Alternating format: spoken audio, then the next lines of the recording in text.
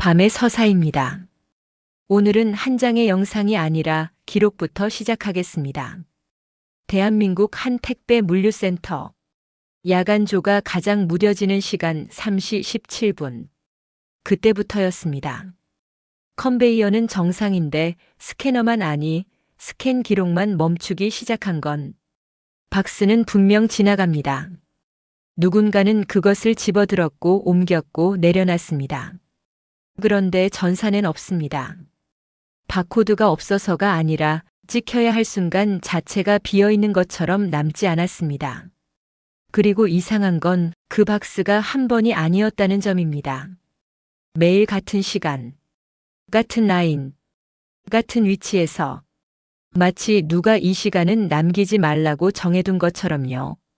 오늘 이야기는 야간 근무자들의 관리 일지, 내부의 남은 보고 메모, 그리고 사라진 구간을 둘러싼 신고 기록을 따라가며 그 3시 17분이 무엇을 숨겼는지 조용히 복원해보는 기록입니다. 끝까지 들어주신다면 지금 이 이야기가 왜 박스에서 시작했는지 당신도 뒤늦게 연결하게 될 겁니다. 구독과 좋아요, 알림 설정은 이런 기록들을 다음 밤에도 놓치지 않게 해줍니다. 그럼 3시 17분 그 라인으로 들어가겠습니다. 물류센터의 새벽은 이상하게 말이 줄어드는 시간입니다. 기계는 더 빨라지는데 사람은 더 조용해집니다.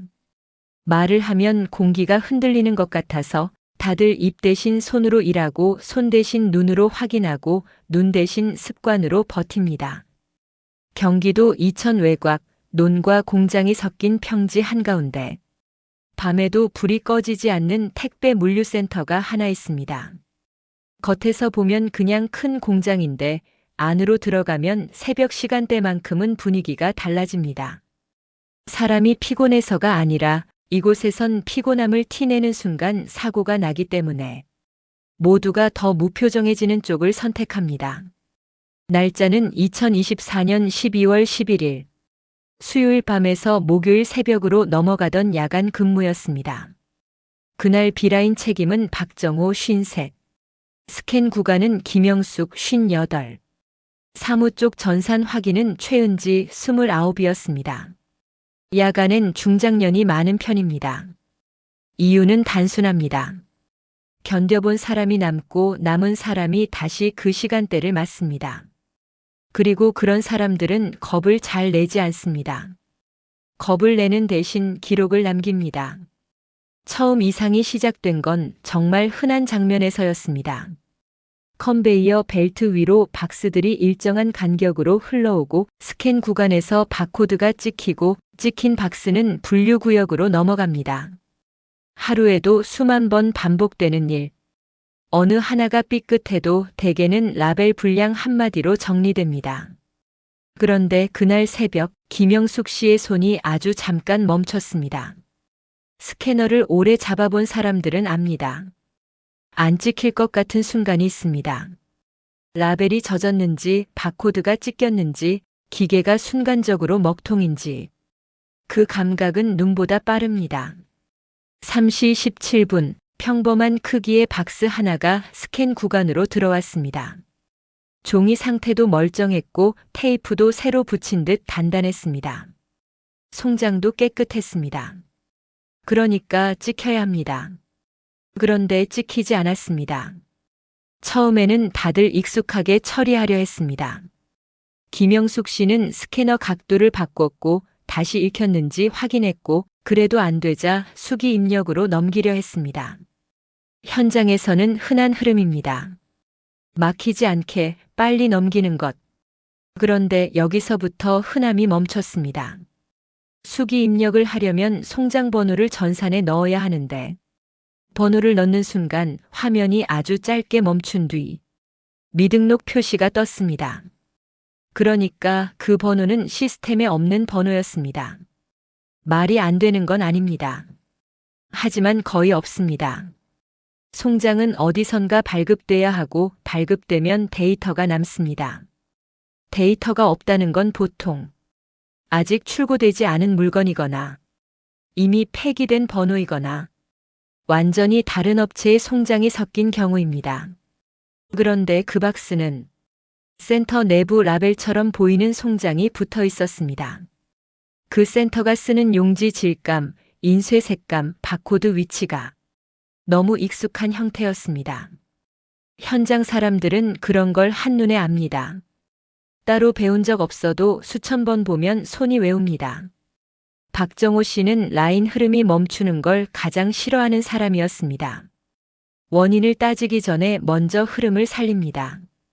그는 아무 말 없이 그 박스를 들어 분류 대기 구역, 흔히 격리 칸이라고 부르는 쪽에 옮겼습니다. 나중에 확인하자는 뜻이었습니다. 그때까지만 해도 이건 오류였지 사건이 아니었습니다. 그러나 사무 쪽에서 전산을 보던 최은지 씨가 야간 운영 점검 화면을 열어본 순간 오류가 조금 다른 모양으로 남아 있었습니다. 보통 전산 점검 화면은 길게 남기지 않습니다. 시간, 구간, 오류 유형, 처리 방식, 딱 그 정도만 자동으로 뜹니다. 그날 3시 17분 항목에는 시간이 먼저 박혀 있었고 그 옆에 구간이 붙었습니다.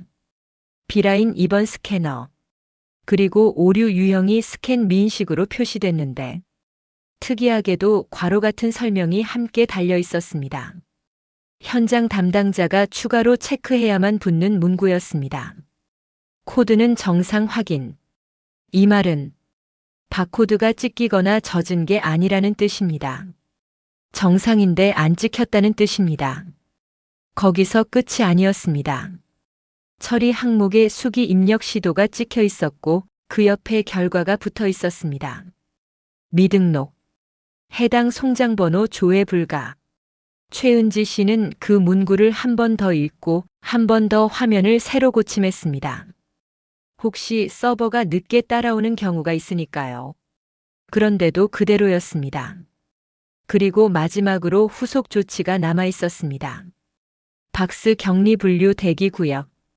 이건 아주 평범한 문장인데 그날 이후로는 그 센터 사람들에게 이상하게 무거운 문장이 됩니다. 왜냐하면 격리했다는 사실만 남고 격리된 물건이 아침에 사라졌기 때문입니다. 아침 교대가 들어오면 야간조는 격리 물건을 인계합니다. 분류 대기 구역은 동선이 겹치는 곳입니다. 누가 들어가면 누가 봅니다. 누가 들고 나오면 누가 압니다. 택배는 사람의 눈을 피해 움직이기 어렵습니다.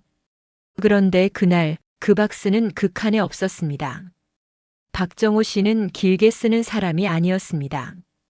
현장 오래 버틴 사람일수록 글이 짧습니다. 그날 근무 메모도 한 줄뿐이었습니다.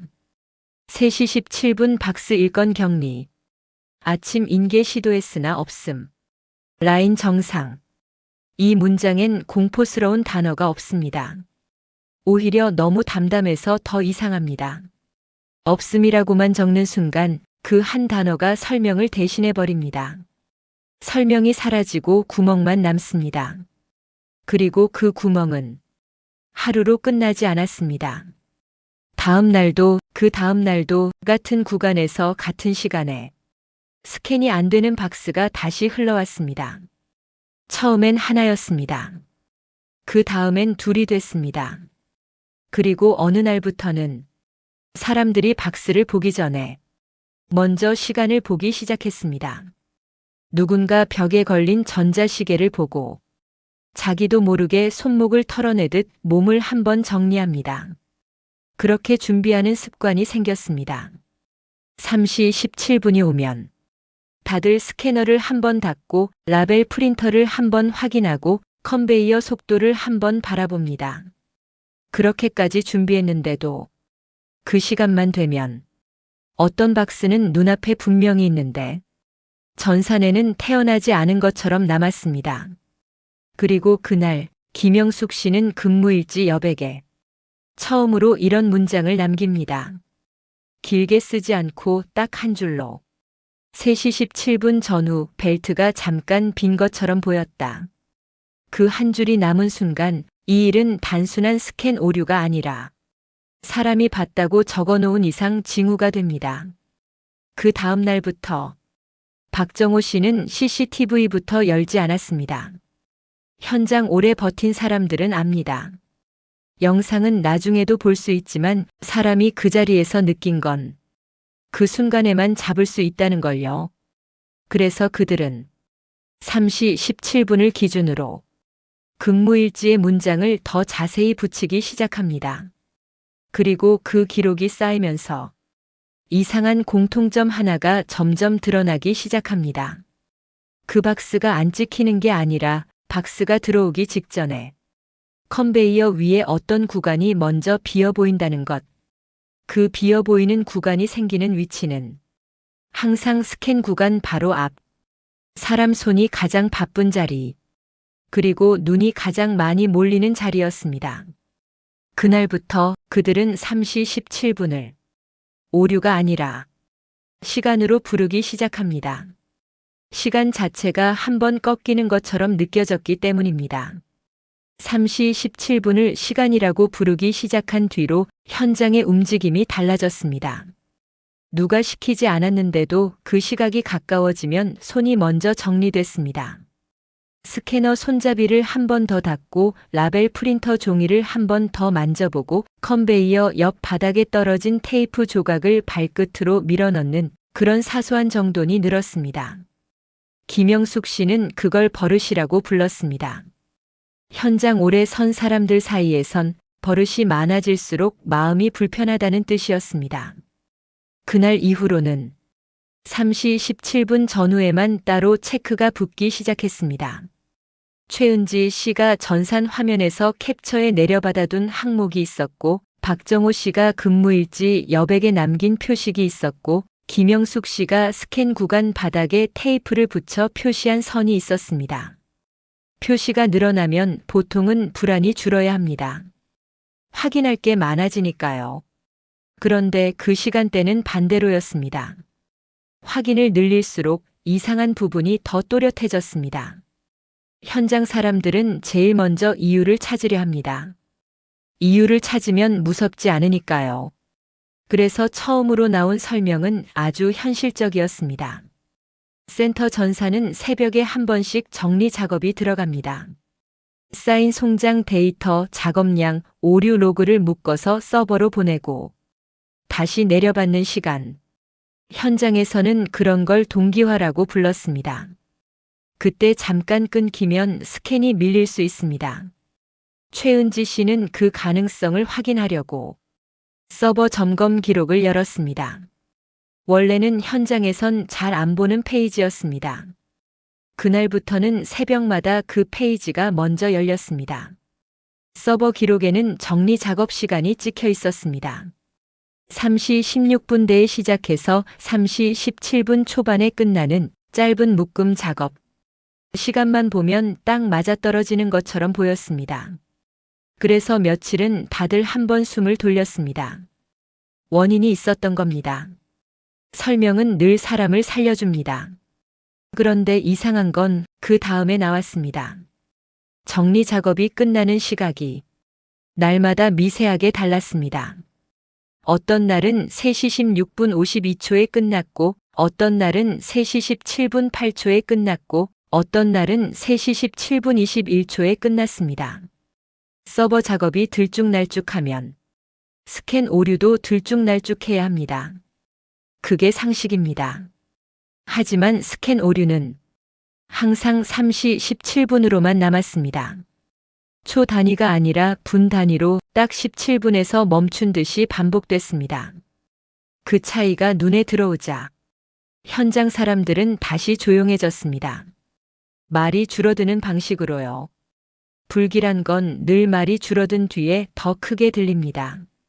박정호 씨는 그때부터 시간이 맞는지를 먼저 의심했습니다.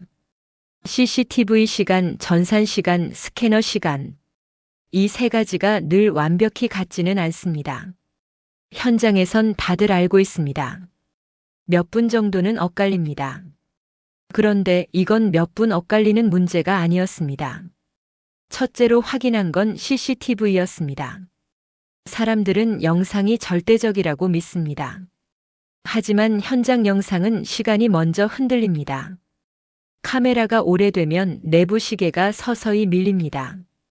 그래서 박정호 씨는 CCTV 자체 시간만 보지 않고 다른 기준을 같이 붙여봤습니다. 그 기준이 아주 사소했습니다. 물류센터 천장에 달린 큰 전자시계.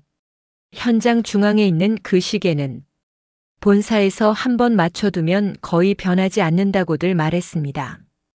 그 시계가 찍힌 화면을 기준으로 CCTV 타임스탬프가 얼마나 어긋나는지 확인한 겁니다. 확인 결과는 이랬습니다. CCTV는 약 40초 정도 느렸습니다. 그 정도면 흔한 편입니다. 그 다음은 전산 시간이었습니다. 전산은 본사 시간 서버를 따릅니다. 그러니 이건 거의 기준입니다. 문제는 스캐너였습니다. 스캐너는 현장 장비라서 시간이 전산을 따라가다가도 가끔은 제 멋대로 뛰어버립니다. 그 뛰어버리는 현상이 하필이면 3시 17분에 붙어 있는지 확인하려고 최은지 씨는 스캔 오류가 찍힌 날들의 로그를 하루씩 펼쳐놓았습니다. 그런데 펼쳐놓고 보니 이상한 공통점이 하나 더 있었습니다.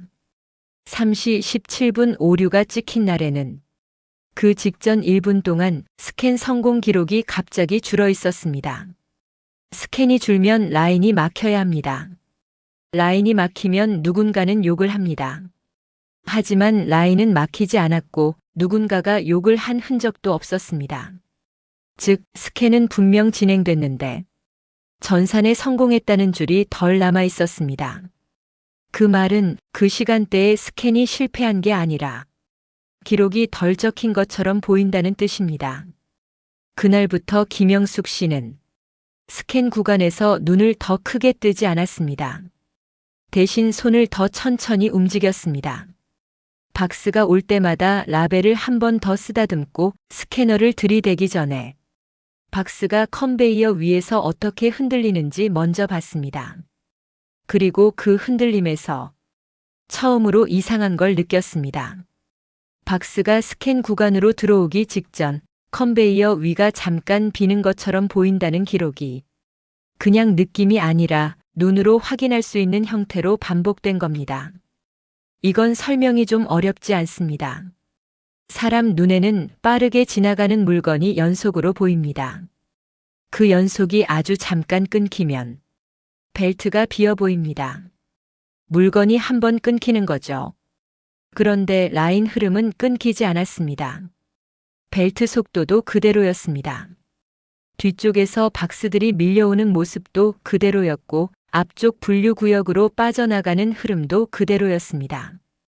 끊긴 건 물건이 아니라 물건이 그 구간을 지나갔다는 기록과 시야의 연결이었습니다. 김영숙 씨는 그날 근무일지 여백에 줄을 하나 더 붙였습니다. 평소에는 오류라고만 적고 넘어가던 사람이 그날만큼은 단어를 골라 적었습니다.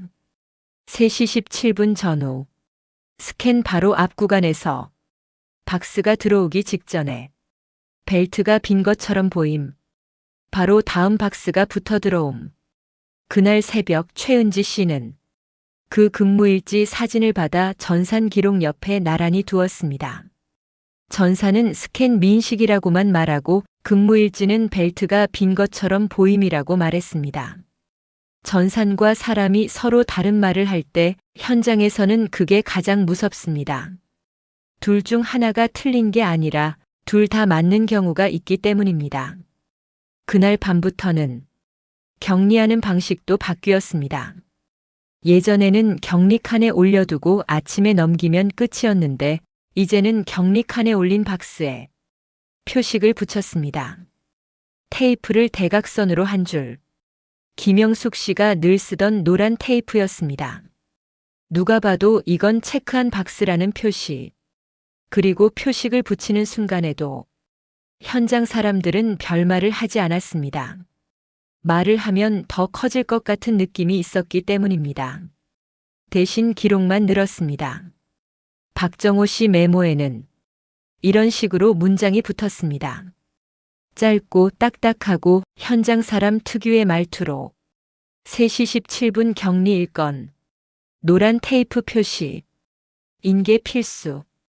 그건 분명 사라지지 않게 하려는 조치였습니다. 그런데 이 조치가 들어간 첫날 아침 인계 때 노란 테이프를 붙인 박스가 그 자리에서 또 보이지 않았습니다. 더 정확히 말하면 그 자리에 있었던 건 박스가 아니라 노란 테이프 조각 하나였습니다.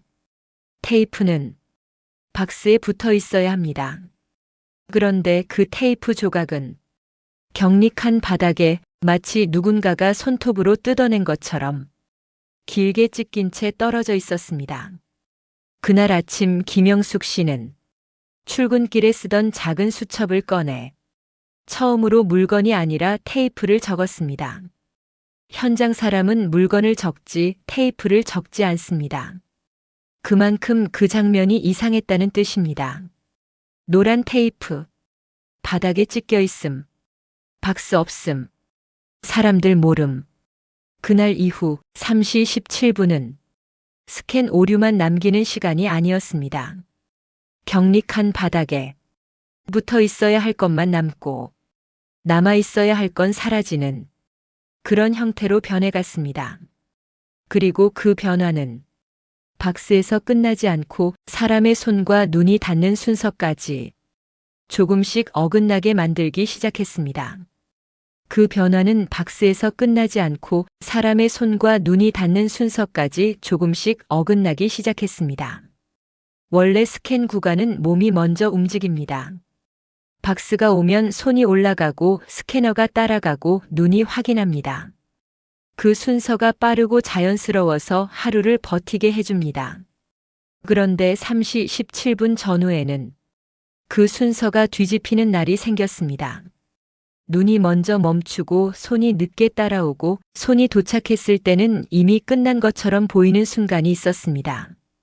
김영숙 씨는 그걸 박스가 빠른 게 아니라 내가 느린 것 같다고 적었고 박정호 씨는 피곤해서 그렇다는 문장으로 눌러두려 했습니다. 현장 사람들은 늘 그렇게 합니다. 이상이 보이면 먼저 몸 탓을 합니다. 몸 탓이 가장 안전한 결론이니까요. 하지만 그 시간대는 몸 탓으로만 정리되지 않았습니다. 노란 테이프 조각이 바닥에 남았던 다음 날부터 그들은 격리 방식 자체를 바꿨습니다. 격리 칸에만 올려두면 사라진다는 결론에 가까웠기 때문입니다.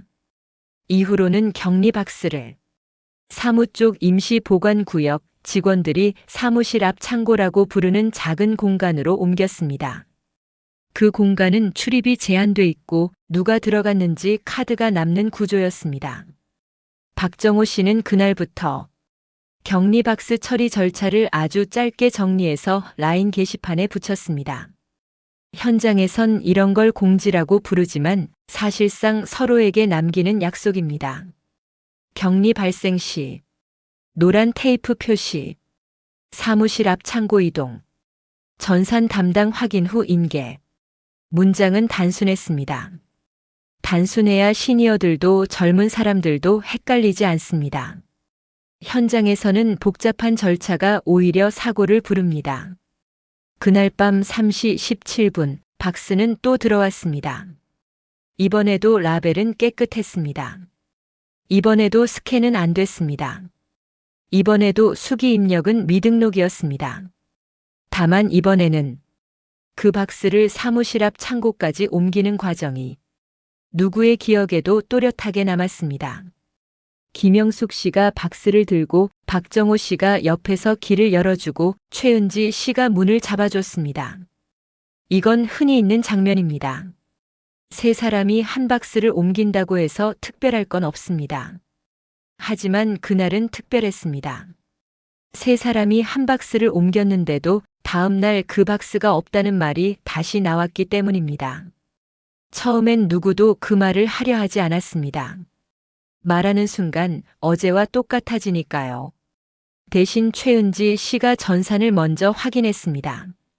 격리 처리로 남겨둔 메모, 인계 예정 표시, 그 항목이 그대로 남아있는지. 그런데 전산 화면에서는 그 항목이 이상한 형태로 바뀌어 있었습니다.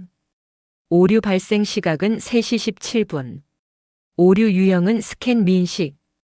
처리 방식은 수기 입력 시도. 여기까지는 같았습니다. 그런데 후속 조치 칸이 어제와 달랐습니다. 전날에는 분명 사무실 앞 창고 이동으로 체크를 바꿔뒀는데 그 칸은 다시 분류 대기 구역 격리로 되돌아가 있었습니다. 아무도 되돌린 적이 없었습니다. 최은지 씨는 그 부분을 한참 보고 있다가 다시 손으로 체크를 바꿨습니다. 그리고 저장 버튼을 눌렀습니다. 저장된 걸 확인한 뒤 그녀는 화면을 캡처해 개인 폴더에 따로 넣었습니다.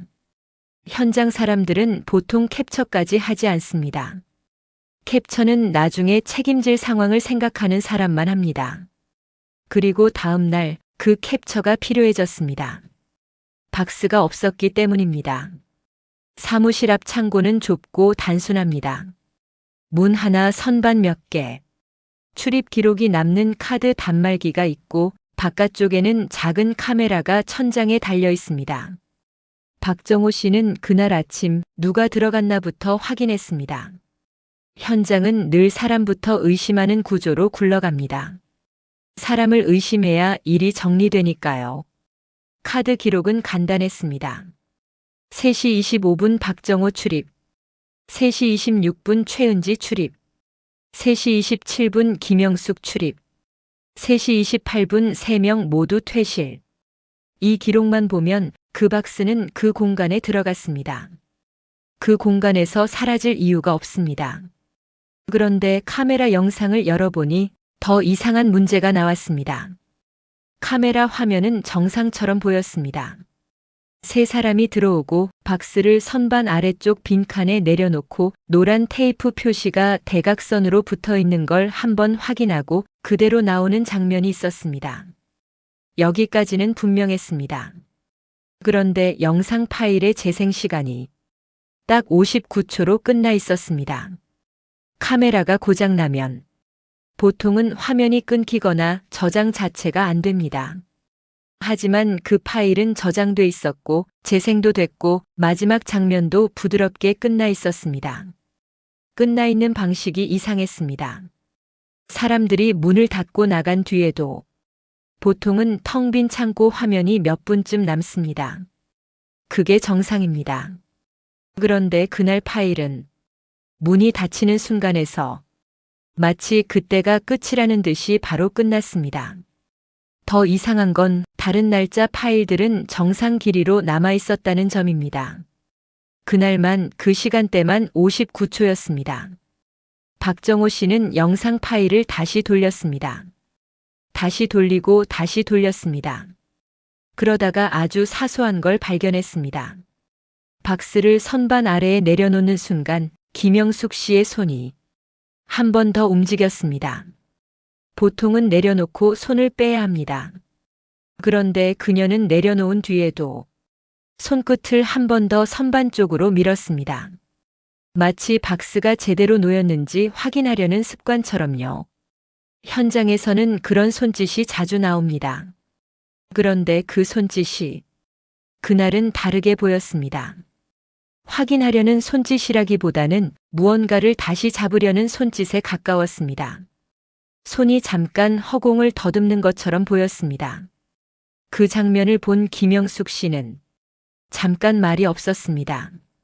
그리고 아주 낮게 스스로에게 말하듯 그때 뭐였더라를 흘렸습니다. 대사처럼 길게 나오지 않았습니다. 현장 사람들은 길게 말하지 않습니다. 그냥 한 단어가 떨어질 뿐입니다. 그녀는 자기 수첩을 꺼내 그날 처음으로 창고를 적었습니다. 물류센터 사람들 수첩엔 보통 물량, 시간, 오류가 적힙니다. 장소가 적히는 건 흔치 않습니다. 3시 17분 격리, 3시 25분 창고 이동, 손끝의 느낌 이상, 테이프 끈적 남음, 테이프 끈적. 이건 별것 아닌 말인데 이 이야기에서는 무거웠습니다. 왜냐하면 그 다음 날부터는 박스가 사라진 자리에 노란 테이프가 찢겨 남는 게 아니라 테이프에 끈적한 자국만 남는 날이 생겼기 때문입니다. 테이프는 붙었다면 흔적이 남습니다. 테이프가 떨어지면 흔적이 남습니다. 그런데 테이프가 아예 붙지 않은 것처럼 흔적이 사라지는 날도 생겼습니다. 그러면 다시 사람들은 가장 현실적인 설명으로 돌아갑니다. 누군가 떼어냈다. 청소하면서 닦였다. 다른 사람이 처리했다. 그래서 박정호 씨는 아주 단순한 추가 조치를 넣었습니다. 격리 박스를 옮길 때 노란 테이프 말고 굵은 매직으로 박스 측면에 작은 점 하나를 찍자. 눈에 띄지 않게. 하지만 서로는 알아볼 수 있게. 이건 현장에서 자주 쓰는 방법입니다. 표시가 크면 누군가 건드릴 수 있으니 표시는 작게 남깁니다. 그날 3시 17분 박스가 또 들어왔고 김영숙 씨는 박스 측면에 검은 점을 아주 작게 찍었습니다. 그리고 그 박스는 이번에는 스캐너 앞에서 정말 이상한 형태로 지나갔습니다. 박스가 스캔 구간으로 들어오기 직전에 컨베이어 위가 잠깐 비는 것처럼 보였고 그 다음 순간 박스가 이미 스캔 구간을 지난 위치에 와 있었습니다. 속도가 빨라진 게 아니었습니다. 현장 사람들은 속도에 익숙합니다. 속도가 바뀌면 몸이 먼저 압니다. 그날 속도는 그대로였습니다. 그런데 박스의 위치만 한 박자 앞서 있었습니다. 그 순간을 본 사람은 3명이었습니다. 3명이 동시에 봤는데도 3명이 동시에 말을 못했습니다. 왜냐하면 그런 순간에 말이 먼저 나오면 내 눈이 틀렸다는 걸 인정해야 하니까요. 현장 사람들은 자기 눈을 부정하는 쪽으로는 잘 가지 않습니다. 대신 기록으로 돌립니다. 그날 새벽 최은지 씨는 전산에 남은 오류 항목 옆에 짧은 내부 메모를 붙였습니다. 업무용으로 보이게 딱 필요한 말만. 3시 17분 반복 오류. 현장 목격. 스캔 전 구간 공백 체감. 박스 위치 순간 이동처럼 보였다는 보고 동일 내용 3인.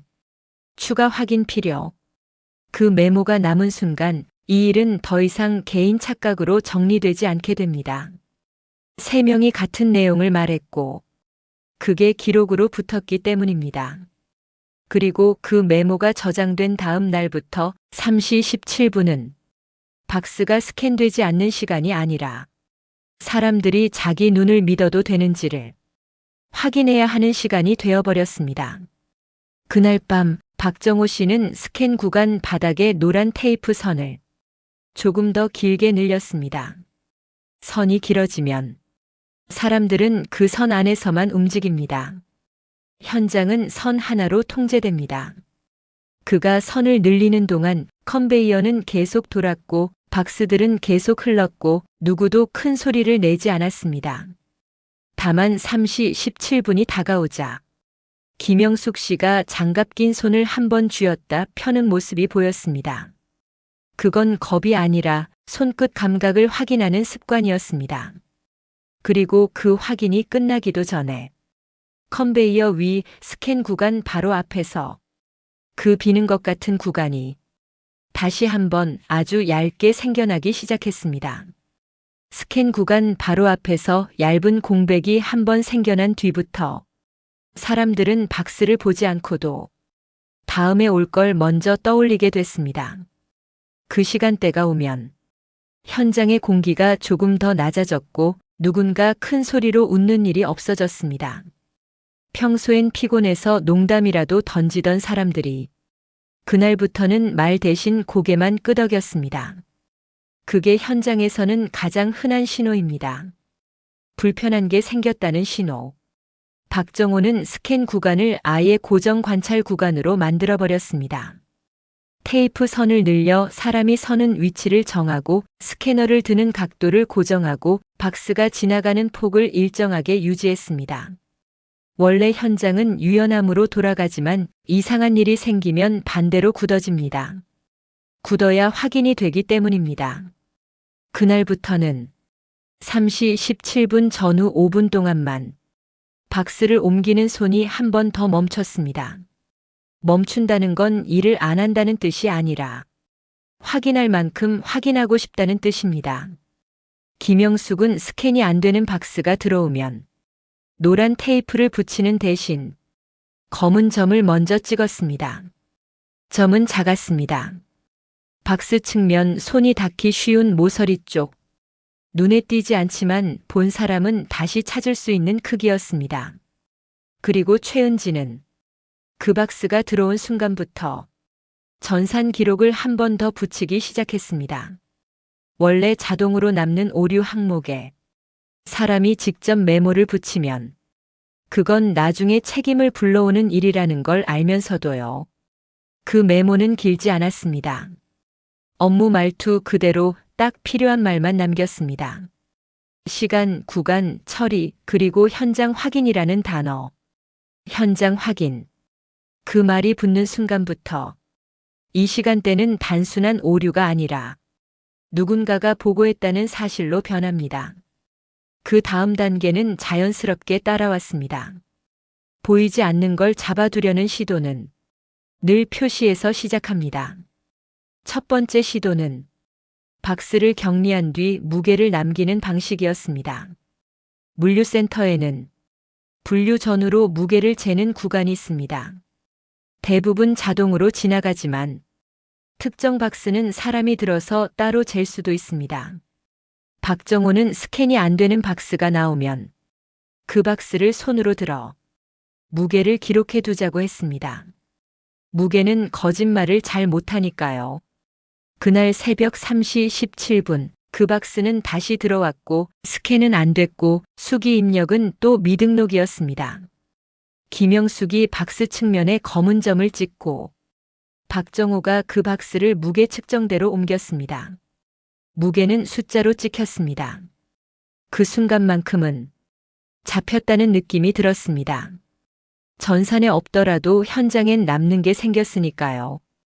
그런데 무게 기록은 이상하게도 정상적인 형태로 저장되지 않았습니다.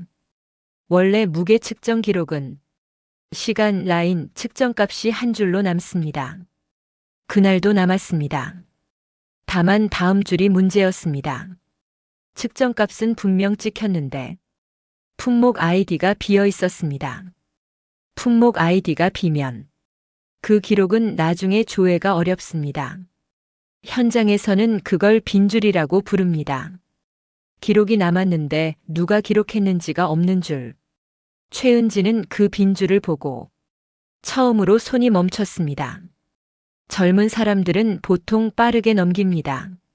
시간이 없으니까요. 그런데 그날은 넘길 수가 없었습니다. 왜냐하면 그 빈줄이 또 3시 17분에만 생겼기 때문입니다. 그날부터 무게 기록에는 이상한 습관이 붙었습니다. 3시 17분 전후에만 빈줄이 하나씩 늘어났습니다. 측정은 됐는데 소속이 없는 줄. 마치 숫자만 남기고 누가 남겼는지 무엇을 잰 건지 빈칸으로 두는 방식.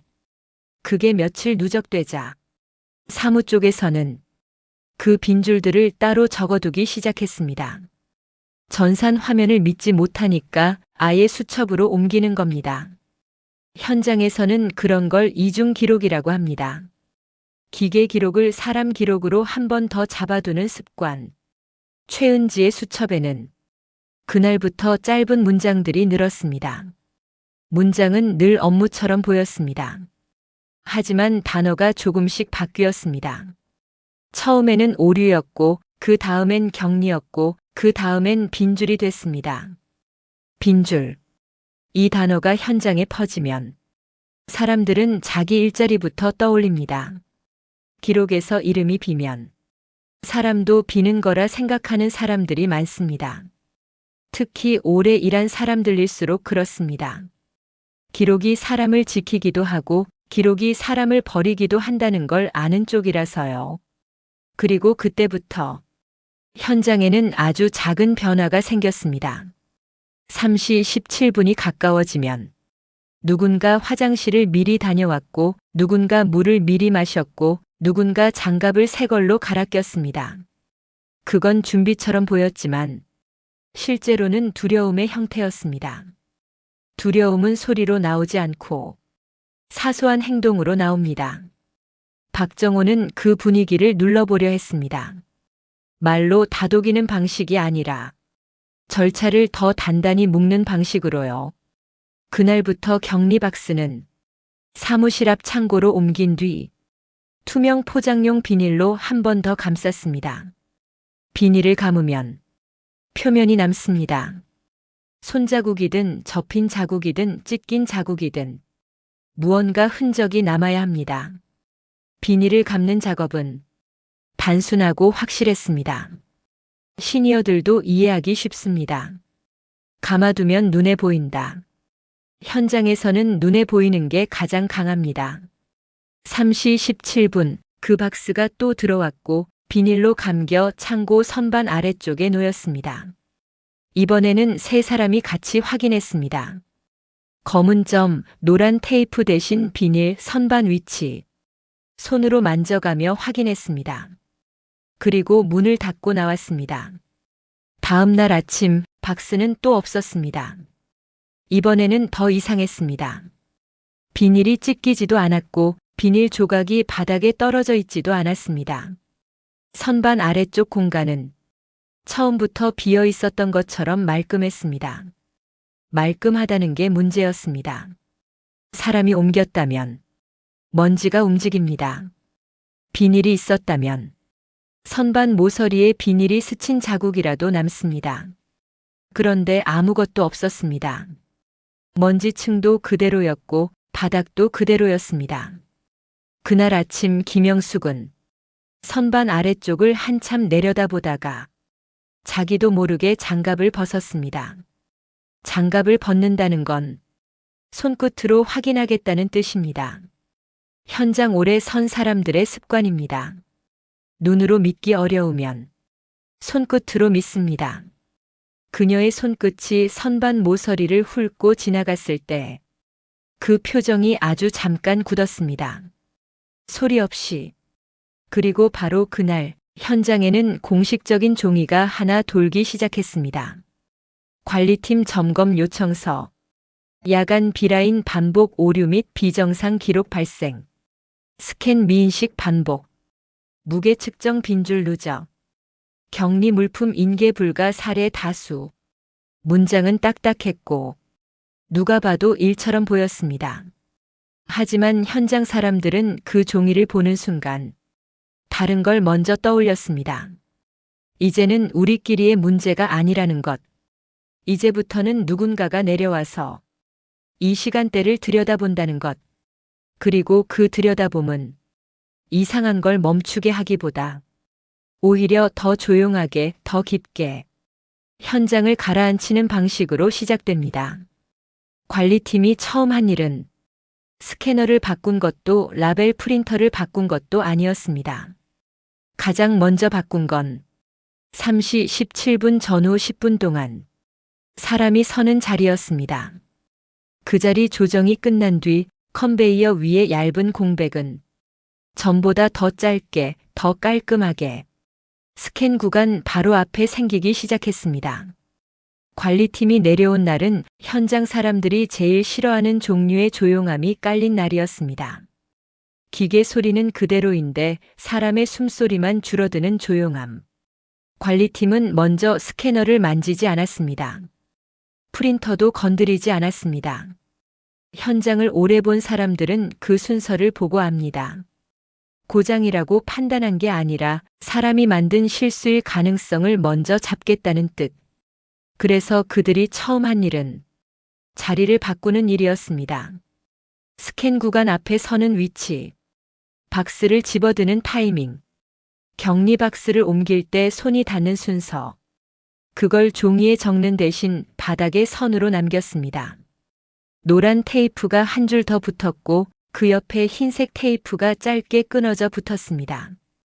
현장에서는 그런 표시가 생기면 사람이 그 표시 안에서만 움직이게 됩니다. 나이가 있는 사람일수록 더 그렇습니다. 몸이 선을 기억하고 선이 몸을 묶습니다. 관리팀은 스캔 구간을 기준으로 사람을 두 겹으로 세웠습니다. 스캔 담당이 1명, 바로 옆에서 라벨 상태만 보는 사람이 1명, 그리고 뒤에서 전산 화면만 보는 사람이 1명. 박정호는 그 배치를 보면서 자기 현장이 점점 작아지는 느낌을 받았습니다. 원래 라인은 길고 넓게 느껴지는데 선이 늘고 사람이 붙으면 그 라인이 좁은 통로처럼 변합니다. 움직일 곳이 줄어들면 사람은 더 예민해집니다. 그날부터 3시 17분 전후 10분은 사람들이 마치 시험을 치듯 움직였습니다. 손이 정해진 위치에서만 올라가고 박스는 정해진 각도에서만 세워지고 스캐너는 정해진 거리에서만 들이댔습니다. 그 결과 이상한 공백은 사라지지 않았습니다. 오히려 더 깔끔해졌습니다. 예전에는 공백이 생겨도 사람 눈에 걸리는 정도가 들쭉날쭉했습니다. 어떤 날은 확실히 비어 보이고 어떤 날은 그냥 느낌 정도였는데 관리팀이 자리를 고정한 뒤부터는 그 공백이 짧고 얇게 그러면서도 같은 위치에서만 나타났습니다. 같은 위치. 그 단어가 현장에서 무섭게 들리는 이유는 단순합니다. 같은 위치는 반복을 의미하고 반복은 의도를 떠올리게 하니까요. 관리팀은 그 반복을 잡아두기 위해 기록을 더 세게 걸었습니다. 현장에서는 흔히 쓰는 방식입니다. 사람이 실수할 수 있으니 시스템으로 묶는 것. 첫째로 격리 박스를 옮길 때마다 이동 기록을 남기게 했습니다. 어디에서 어디로 옮겼는지, 누가 옮겼는지, 몇 시 몇 분인지 그걸 전산에 남기게 했습니다. 최은지는 그 절차가 붙는 순간부터 자기가 맡은 화면이 더 무거워졌다는 걸 느꼈습니다. 오류 로그를 보는 것과 사람 이름이 붙는 기록을 보는 건 완전히 다른 부담이기 때문입니다. 둘째로 창고 출입 기록을 하루 단위로 뽑아 관리팀이 직접 확인하기 시작했습니다. 카드 찍힌 시간이 이상하면 현장 사람을 먼저 불러 묻는 방식. 그런 방식이 시작되면 현장에는 말이 더 줄어듭니다.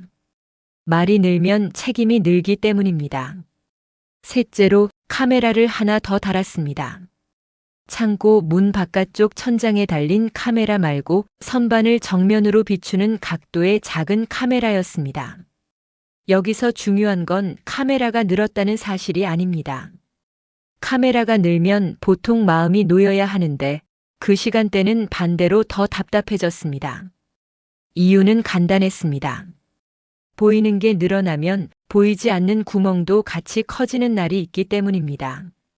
첫 번째로 걸린 건 카메라 시간이었습니다. 새로 단 카메라는 설치 직후 본사 시간 서버와 맞춘다고 적혀 있었는데 3시 17분 전후로 영상 파일이 정상 길이로 저장되다가도 어느 날은 딱 1분이 비는 형태로 남았습니다. 영상이 끊겼다면 고장입니다.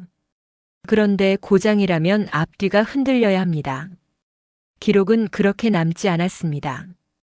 파일은 끝까지 저장돼 있었고 재생도 매끈했습니다. 다만 3시 17분을 중심으로 앞뒤가 자연스럽게 이어지는데 사람이 봐도 한 구간이 통째로 건너뛴 것처럼 느껴졌습니다. 그 느낌을 더 확실하게 만든 건 바닥 테이프 선이었습니다. 바닥선은 변하지 않습니다. 사람 발은 변해도 선은 그대로입니다. 영상 속에서 김영숙이 선 안으로 들어와 스캐너를 들고 검은 점을 찍은 박스를 옆으로 밀고 박정호가 손으로 박스를 들어 올리는 흐름이 보였습니다. 그 다음 장면에서 박스는 이미 스캔 구간을 지난 뒤쪽에 와 있었습니다. 속도 변화는 아니었습니다. 벨트 속도는 일정했고 뒤쪽 박스들도 같은 속도로 흘렀습니다. 그런데 그 한 박스만 사이 과정이 비어 있었습니다. 그날 이후로 관리팀은 기록을 더 촘촘히 묶었습니다. 스캔 구간에서 3시 10분부터 3시 25분까지 작업자가 손으로 체크를 하게 했습니다. 몇 초 단위로 체크하진 못하니 대신 사건이 생겼을 때를 대비해 시간을 더 자주 적게 하는 방식. 현장에서는 그런 걸 과잉 기록이라고 부릅니다. 과잉 기록은 늘 사람을 지치게 합니다. 하지만 그 시간대는 지쳐서 생기는 실수와는 다른 모양을 보여줬습니다. 체크는 분명히 남았는데 체크의 기준이 되는 박스가 전산에서 태어나지 않는 것처럼 비어 있었기 때문입니다. 최은지는 자꾸만 전산 화면의 빈칸을 다시 눌러보게 됐습니다. 송장번호 조회 미등록, 격리 처리 저장, 무게 기록 빈줄, 창고 이동 저장 버튼을 눌렀을 때 화면은 정상적으로 넘어갔습니다. 그러나 다음날 같은 화면을 열어보면 어떤 항목은 원래대로 되돌아가 있었습니다. 사무실 앞 창고로 옮겼는데 분류 대기 구역으로 표시가 바뀌어 있고 비닐 포장까지 했는데 포장 체크가 비어 있고 검은 점 표시를 했다고 적어둔 날인데 표시 칸이 빈칸인 날이 있었습니다. 그 빈칸은 항상 3시 17분을 중심으로 붙었습니다. 현장 사람들은 그때부터 박스를 잡아두는 방식에서 사람을 잡아두는 방식으로 옮겨갔습니다. 관리팀은 3시 17분 전후 10분 동안 세 사람을 같이 붙였습니다. 서로를 보게 만들었습니다. 누가 어떤 동작을 했는지 서로 기억하게 만들었습니다. 그런데 이 방식은 현장을 더 깊게 가라앉혔습니다. 서로를 보는 순간 사람은 자기 손을 더 믿지 못하게 되기 때문입니다. 그날 새벽 3시 17분 스캔되지 않는 박스가 또 들어왔습니다. 김영숙이 검은 점을 찍었습니다. 박정호가 박스를 들어 올렸습니다. 최은지가 전산 화면을 열었습니다. 옆에서 라벨만 보던 관리팀 직원이 라벨이 정상이라는 표시를 남겼습니다. 그리고 그 순간 스캐너에서 흔히 나오는 반응이 하나 빠졌습니다. 현장에서는 찍히면 바로 알 수 있는 방식이 있습니다. 화면이 바뀌고 숫자가 올라가고 작업량 표시가 한 칸 이동합니다. 그게 한 번에 움직이지 않으면 사람은 즉시 압니다. 눈이 아니라 몸이 먼저 압니다. 그날은 스캔이 끝난 것처럼 손이 움직였는데 작업량이 올라가지 않았습니다. 그런데 더 이상했던 건 전산에 오류가 찍히지 않았다는 점입니다. 스캔이 실패하면 보통 실패 기록이 남습니다. 그런데 그날은 성공도 실패도 아닌 상태로 남았습니다. 현장에서는 그런 걸 걸리지 않는 상태라고 부릅니다. 아무 데에도 걸리지 않는 상태. 기록에도 오류에도 성공에도 그 상태가 몇 초만 지나면 대개는 뒤늦게 한쪽으로 정리됩니다. 성공으로 올라가거나 실패로 떨어지거나. 하지만 그날 3시 17분의 박스는 끝내 어느 쪽으로도 가지 않았습니다. 그 박스는 눈앞에서는 분명히 지나갔고 손에는 분명히 무게가 남았고 하지만 전산에는 어떤 줄도 남기지 않았습니다. 그때부터 김영숙의 손끝에는 이상한 습관이 붙었습니다. 박스를 놓고도 손을 바로 빼지 못했습니다. 놓는 순간이 사라지는 순간과 이어질 수 있다는 걸 몸이 먼저 배웠기 때문입니다. 그리고 바로 그날 창고 선반 아래쪽 칸을 다시 확인하러 갔을 때 그들은 한 가지를 동시에 봤습니다. 박스는 없었습니다. 비닐도 없었습니다. 검은 점을 찍었다면 남아있어야 할 그 작은 표시조차 바닥이나 선반 어디에서도 확인되지 않았습니다. 대신 선반 아래쪽 먼지층 위에 손가락 끝으로 쓸어낸 듯한 얇은 자국만 남아 있었습니다. 현장에서는 먼지를 자주 봅니다. 하지만 그날의 먼지 자국은 청소로 생긴 자국이 아니었습니다. 사람이 손끝으로 확인하려고 천천히 쓸어낸 자국처럼 길었고 그 자국이 이상하게도 선반 안쪽으로만 이어져 있었습니다. 그 자국이 끝나는 지점은 선반 맨 안쪽 사람 손이 잘 닿지 않는 어두운 모서리였습니다. 그리고 그 모서리에서 김영숙의 맨손 손끝이 아주 잠깐 멈췄습니다. 김영숙의 맨손 손끝이 선반 맨 안쪽 모서리에서 멈춘 순간 그 자리에 있던 사람들은 동시에 같은 걸 보았습니다. 보이지 않는 걸 본 게 아니라 보이지 말아야 할 곳에 손끝이 닿았다는 사실을 본 겁니다. 선반 안쪽 모서리는 보통 차갑고 거칩니다. 금속이 오래되면 표면이 거칠어지고 먼지가 끼어 둔해집니다.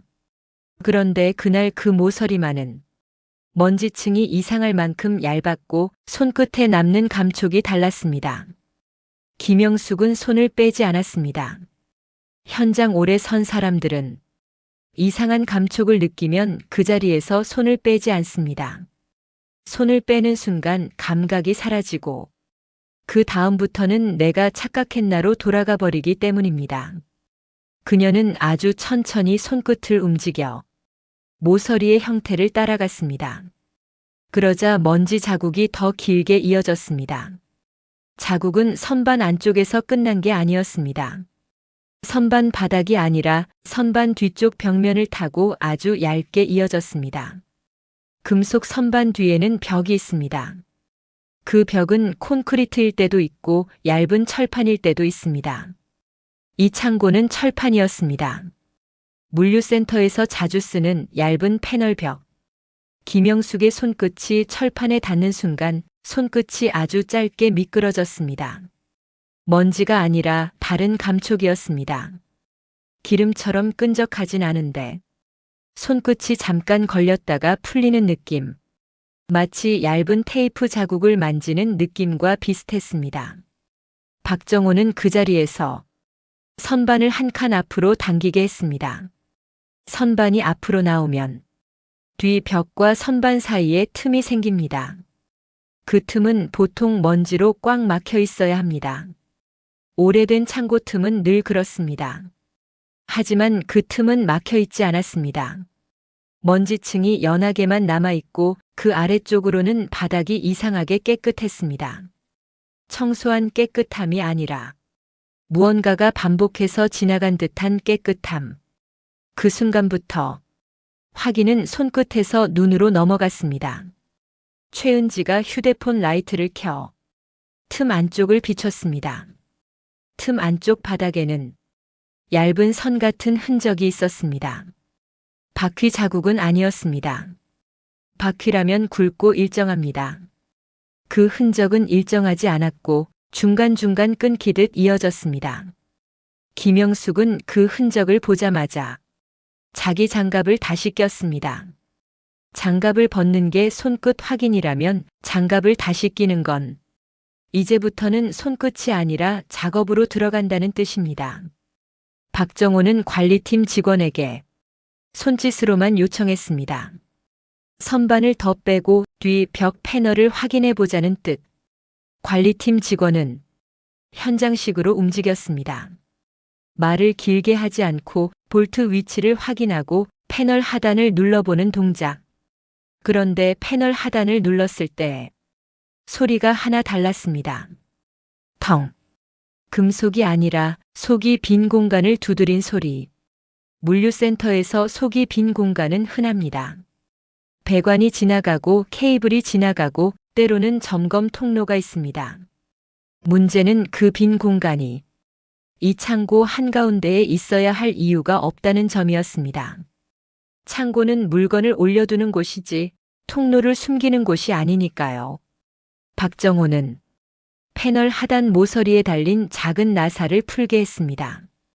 나사는 낡아 있었고 한 번 돌리자 먼지가 아주 조금 떨어졌습니다. 그런데 그 먼지는 오래된 먼지의 색이 아니었습니다. 검은 먼지와 회색 먼지가 섞인 기계실에서 자주 나오는 먼지색. 패널이 살짝 벌어졌을 때 안쪽에서 차가운 공기가 아주 얇게 나왔습니다. 바람이라기보다 숨이 새는 느낌. 그 작은 숨이 손등을 스치고 지나갔습니다. 그 숨이 스친 순간 김영숙은 본능적으로 자기 팔을 한번 문질렀습니다. 시니어들은 압니다. 차가운 공기가 이상한 곳에서 나오면 그건 공기 자체가 무서워서가 아니라 그 공기가 나오는 길이 무섭다는 걸. 패널을 더 벌리자 안쪽에 케이블이 보였고 그 아래로 좁은 빈 공간이 이어졌습니다. 사람이 들어갈 만큼은 아니었지만 무언가가 지나갈 만큼은 되는 폭. 그리고 그 빈 공간의 방향이 스캔 구간 쪽으로 향해 있었습니다. 이때부터 박정호는 현장 책임자답게 움직였습니다. 추측이 아니라 절차로요. 첫 번째로 그 공간이 건물 도면에 있는지 확인했습니다. 물류센터에는 설비 도면이 있습니다. 평면도, 배선도, 점검구 위치. 대부분 현장 사람들은 도면을 잘 안 봅니다. 하지만 도면을 봐야 하는 순간이 있습니다. 모든 게 기계 아래로 내려갈 때 최은지가 사무실에서 도면 파일을 열어 창고 위치를 찍었습니다. 그리고 스캔 구간 위치를 같이 찍었습니다. 두 점 사이에 얇게 표시된 선이 하나 있었습니다. 설비 점검 통로라는 표기가 붙어 있었습니다. 그 표기는 작은 글씨였고 평소에는 누구도 신경 쓰지 않는 종류였습니다. 현장에서는 큰 문제만 크게 보이니까요. 그런데 도면에 있는 점검 통로가 왜 패널 뒤에 숨어 있어야 하는지, 왜 하필 스캔 구간으로 향하는지 그 의문이 남았습니다. 두 번째로 설비 점검 기록을 확인했습니다. 물류센터는 장비 점검을 주기적으로 합니다. 벨트, 롤러, 스캐너 그리고 하부 설비. 특히 하부 설비는 사고가 나면 위험하니까 대개는 새벽에 한 번씩 확인합니다. 박정호는 관리팀에게 설비 점검 기록 중 최근 일주일치를 가져오게 했습니다. 그 기록은 종이 한 장으로 끝나지 않았습니다. 여러 장이었고 대부분은 평범했습니다. 윤활, 청소 이상 없음. 그런 단어들이 반복됐습니다. 그런데 3시 17분이 반복되던 날들에는 하부 설비 항목에 이상하게도 공란이 섞여 있었습니다. 점검을 했다는 체크는 있는데 점검자가 누구인지 무슨 작업을 했는지 비어있는 줄이 있었습니다. 그 빈줄은 최은지가 전산에서 보던 빈줄과 같은 형태였습니다. 측정값이나 체크는 남는데 주체가 비어있는 줄, 그리고 그 빈줄이 찍힌 시간대가 하필이면 3시 17분 전후였습니다. 세 번째로 하부 설비 자동 작업 로그를 열었습니다. 이건 평소에는 현장 사람이 잘 안 보는 기록입니다. 하지만 자동 작업 로그는 사람이 손으로 바꾸기 어렵습니다. 거짓말을 하려면 시스템 자체를 건드려야 합니다. 로그에는 하부 설비 자동 청소, 자동 정렬, 자동 리셋 같은 항목이 있었습니다. 그리고 그 중 하나가 짧은 구동 시간으로 반복되고 있었습니다. 표기는 이렇게 되어 있었습니다. 작업명은 단순했고 시간은 정확했습니다. 3시 17분. 하부 통로 흡입 구동. 3시 17분 12초. 구동 종료. 흡입. 그 단어는 현장에서 자주 쓰입니다. 먼지를 빨아들이는 장치, 테이프 조각을 빨아들이는 장치, 가벼운 이물질을 흡입하는 장치. 하지만 그 흡입 장치는 원래는 정기 청소 시간에만 돌아가야 했습니다. 그 센터의 정기 청소 시간은 근무가 끝난 뒤 라인이 멈춘 뒤로 지정되어 있었습니다. 그런데 로그는 라인이 돌아가는 도중에 그것도 3시 17분에만 12초씩 구동됐다고 남기고 있었습니다. 박정호는 그 로그를 보자 현장식으로 바로 계산했습니다. 12초면 가벼운 종이 조각 하나는 충분히 빨려 들어갈 시간, 노란 테이프 조각도 충분히 빨려 들어갈 시간, 얇은 비닐도 작게 찢기면 빨려 들어갈 시간, 그리고 그 순간 김영숙의 손끝에 남았던 감촉이 정리되기 시작했습니다. 선반 안쪽 모서리에서 느껴졌던 그 얇게 미끄러지는 감촉, 테이프 자국 같은 감촉, 비닐이 스치고 지나간 자리처럼 남는 감촉. 그 감촉은 박스가 사라졌다의 감촉이 아니라 박스 주변의 가벼운 것들이 먼저 사라질 때 남는 감촉이었습니다. 그날 새벽 이후로 그들은 3시 17분에 스캐너만 보지 않게 됐습니다. 바닥 테이프 선, 창고 선반, 그리고 패널 뒤의 얇은 숨구멍 같은 틈까지 같이 보게 됐습니다. 그리고 같은 날부터 현장에는 또 하나의 습관이 생겼습니다. 3시 17분이 가까워지면 누군가가 창고 문 앞에 먼저 서서 문틈 아래로 들어오는 공기가 있는지 발목으로 먼저 느껴보는 습관. 창고 문 앞에 서서 문틈 아래로 들어오는 공기를 발목으로 느끼는 습관은 그날부터 누군가의 장난처럼 굳었습니다. 3시 17분이 가까워지면 김영숙은 말을 줄이고 박정호는 손을 더 천천히 움직이고 최은지는 화면에서 눈을 떼지 못했습니다. 그들이 두려워한 건 어떤 형체가 아니었습니다. 그들이 두려워한 건 같은 시간에만 반복되는 공백이 기계의 실수로는 설명되지 않는 방식으로 점점 정교해지고 있다는 사실이었습니다. 그날 밤 박정호는 아주 단순한 준비를 했습니다. 현장 사람들 방식으로요. 바닥 먼지를 치우지 않았습니다. 오히려 그대로 두었습니다. 먼지는 거짓말을 잘 못하니까요. 그리고 창고 선반을 조금 앞으로 당겨둔 채 패널 틈을 다시 원래처럼 맞춰 놓았습니다. 완전히 닫지는 않았습니다. 열렸는지를 확인할 수 있도록 패널 하단 모서리에 종이 테이프를 짧게 한 장 붙였습니다. 누가 건드리면 바로 찢어지는 그런 얇은 종이 테이프. 테이프 위에는 글씨를 쓰지 않았습니다. 글씨는 나중에 문제가 됩니다. 대신 작은 점 하나만 찍었습니다. 검은 점. 박스에 찍던 그 점과 같은 크기. 최은지는 전산 화면에서 3시 17분 구간만 따로 띄워두었습니다. 오류가 뜨면 바로 캡처하고 저장 버튼을 누르기 전과 후를 각각 남기기로 했습니다. 관리팀 직원은 선반 정면을 보는 카메라 각도를 조금 더 낮췄습니다.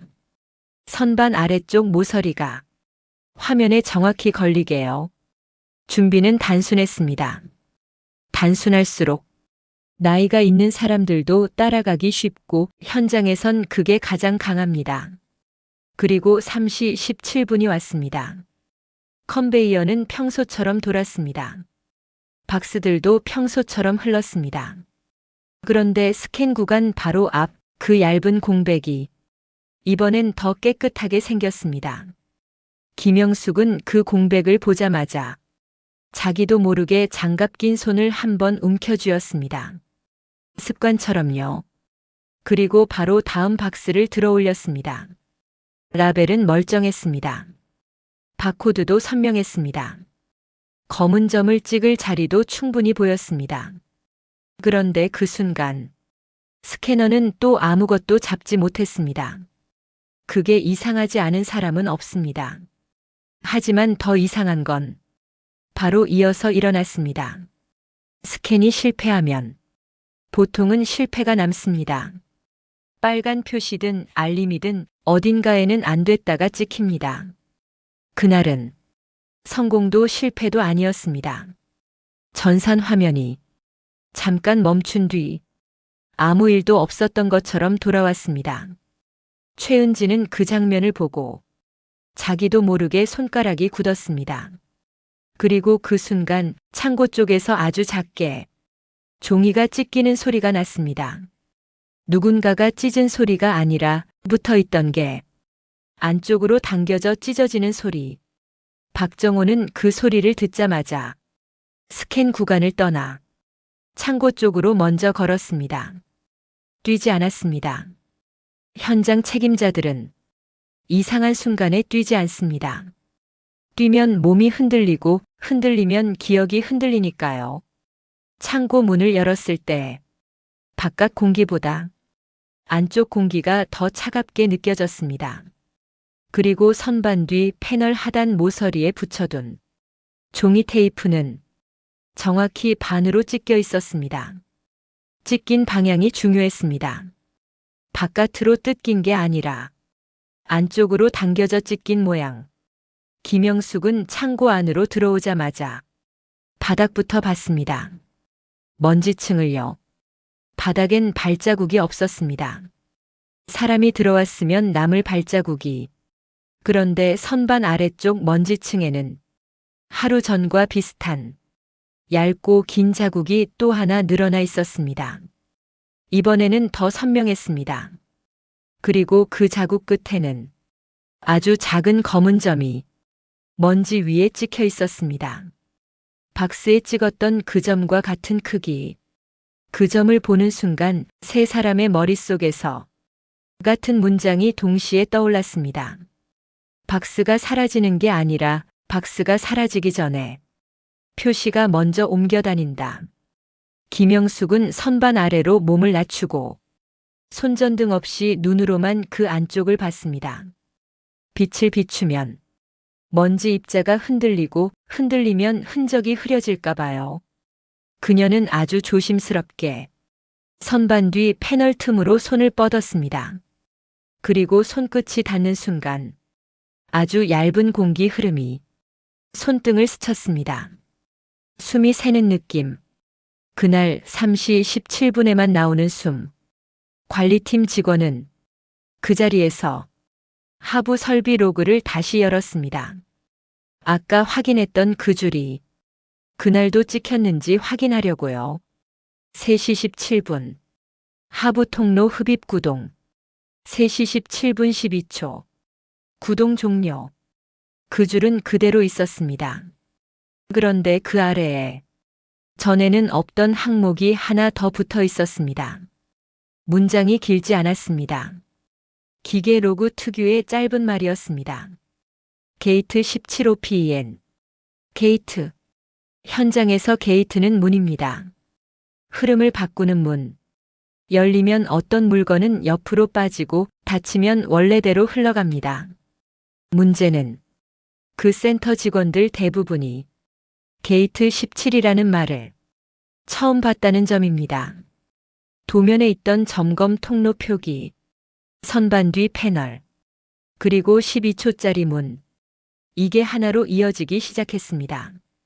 박정호는 그날 새벽 바로 관리팀 점검 요청서에 추가 문장을 한 줄 붙여 올렸습니다. 현장식으로 단정하게 3시 17분 반복. 게이트 17 오픈 12초 로그 확인. 창고 패널 봉인 테이프 안쪽으로 찢김 확인. 격리 박스 표시 검은 점 먼지층에서 재확인. 그 문장을 올리는 순간 이 일은 야간 조의 불편이 아니라 설비와 기록이 얽힌 문제가 됩니다. 그러면 회사는 움직입니다. 움직이되 현장 사람들이 원하던 방향으로는 잘 움직이지 않습니다. 이틀 뒤 센터 전체 공지가 하나 붙었습니다. 글은 짧았고 말투는 딱딱했습니다. 창고 내 설비 패널 임해 개방 금지. 점검 필요시 관리팀 요청 후 진행. 야간 오류 항목은 지정 양식으로만 기록. 그 공지를 본 순간 김영숙은 종이를 오래 바라보다가 천천히 접었습니다. 접는 방식이 조용했습니다. 접는다는 건 받아들인다는 뜻이 아니라 더 이상 그 종이에 기대지 않겠다는 뜻에 가깝습니다. 그날 밤부터 기록은 오히려 줄었습니다. 현장 사람들은 기록을 좋아하지만 기록이 양식으로 묶이는 순간 그 기록은 현장을 지키는 게 아니라 현장을 통제하는 도구가 되기도 합니다. 최은지는 전산 메모를 길게 못 붙였습니다. 자동 메모 외 입력 제한이 걸렸습니다. 대신 그녀는 캡처 파일 이름을 날짜로만 저장했습니다. 내용을 쓰지 않고요. 이상한 건 그 캡처 파일들 중 일부가 며칠 뒤 폴더에서 사라졌다는 점입니다. 삭제가 아니라 처음부터 없었던 것처럼 관리팀은 카메라 각도를 다시 바꿨습니다. 선반 아래를 정면으로 보는 각도에서 문 쪽을 더 많이 보는 각도로요. 그러자 선반 아래 먼지층은 영상에서 잘 보이지 않게 됐습니다. 흔적이 덜 보이게요. 그리고 그 이후로도 3시 17분은 계속 왔습니다. 공백은 여전히 생겼습니다. 스캔되지 않는 박스도 여전히 흘러왔습니다. 다만 달라진 건 그 박스가 예전처럼 문제로 처리되지 않았다는 점입니다. 라벨은 정상인데 미등록이면 원래는 격리하고 인계해야 합니다. 그런데 어느 날부터는 그 박스를 잡아두려는 손이 현장에서 더는 나오지 않았습니다. 김영숙은 검은 점을 찍다 멈췄고 박정호는 격리 칸을 비워두기 시작했고 최은지는 3시 17분이 와도 캡처 버튼을 누르지 않았습니다. 현장에서는 가끔 이상한 걸 없던 일로 만드는 선택이 생깁니다. 이상한 걸 해결해서가 아니라 이상한 걸 건드리면 사람이 먼저 다치기 때문입니다. 몸이 아니라 자리와 생활이요. 그리고 그 선택이 굳어지던 어느 새벽, 김영숙은 스캔 구간 바닥에 노란 테이프 선을 바라보다가 처음으로 아주 작은 말을 남겼습니다. 누군가에게 한 말이 아니라 자기 입에서 떨어진 말. 그 박스 처음부터 여기 거 아니었어. 그 말은 길지 않았습니다.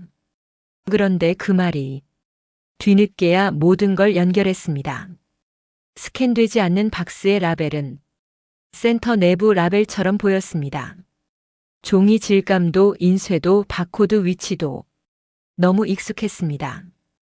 그런데 딱 하나 늘 눈에 안 들어오던 한 줄이 있었습니다. 라벨 우측 하단 작게 찍힌 내부 분류 코드 3-17. 그들은 그걸 처음부터 시간으로 보고 있었습니다.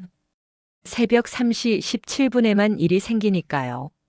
그러니 더더욱 그 작은 코드는 시계 숫자처럼 그냥 스쳐갔습니다.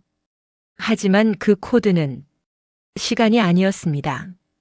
분류 코드였습니다. 도면에 있던 점검 통로, 게이트 17, 그리고 라벨의 3-17. 그 박스들은 그 센터의 정상 흐름에 들어오면 안 되는 물건이었는데 누군가가 센터 내부 라벨 형식으로 분류 코드까지 찍어 정확히 그 문으로 보내고 있었습니다. 그 문은 12초만 열렸습니다.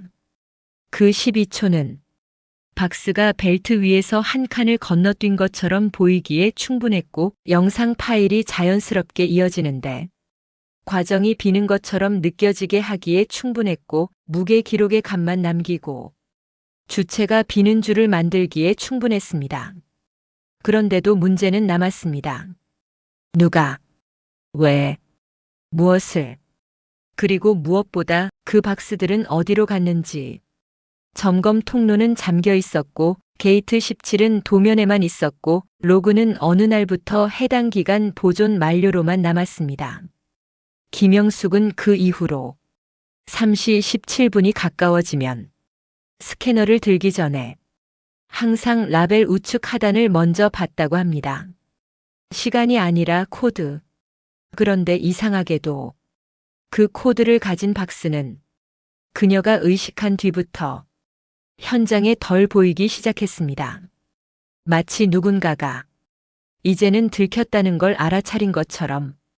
며칠 뒤 박정호는 야간조에서 빠졌고 김영숙은 손목 치료를 이유로 현장을 떠났고 최은지는 다른 센터로 발령이 났습니다. 그리고 그 창고의 패널은 새 철판으로 덧대어져 틈이 보이지 않게 바뀌었습니다. 3시 17분은 여전히 지나갔습니다. 하지만 그 이후에는 누가 그 시간대를 입에 올리는 일이 거의 없어졌습니다. 나는 가끔 생각합니다. 그날 그 박스가 사라진 게 아니라 그 박스를 잡아두려 했던 기록이 사람들 손에서 먼저 사라진 건 아니었는지. 그리고 당신에게도 하나 묻고 싶습니다. 혹시 당신은 배송 조회가 끝내 뜨지 않았는데도 어느 날 문 앞에 놓여 있던 박스를 받아본 적이 있나요? 오늘 이야기는 여기까지입니다. 어떤 사람들은 그 물류센터에서 벌어진 일을 그냥 시스템 오류라고 말할 겁니다. 서버가 늦었고 기록이 밀렸고 영상이 비었고 그 정도로요. 하지만 그곳에서 일하던 사람들은 다르게 기억합니다. 박스가 사라진 게 아니라 박스를 붙잡아 두려던 기록이 먼저 비어갔다고요. 눈앞에 있었던 물건보다 남겨야 할 흔적이 더 빨리 없어졌다는 식으로요. 그리고 그 이후로도 새벽 3시 17분은 어디선가 늘 지나갔을 겁니다. 조용히 아무 일 없다는 얼굴로. 만약 오늘 이야기가 당신의 머릿속에 오래 남았다면 구독과 좋아요, 알림 설정으로 다음 기록도 놓치지 않게 해주세요. 이 채널은 눈에 보이는 장면보다 남지 않는 흔적을 따라가는 이야기들을 계속 올릴 겁니다.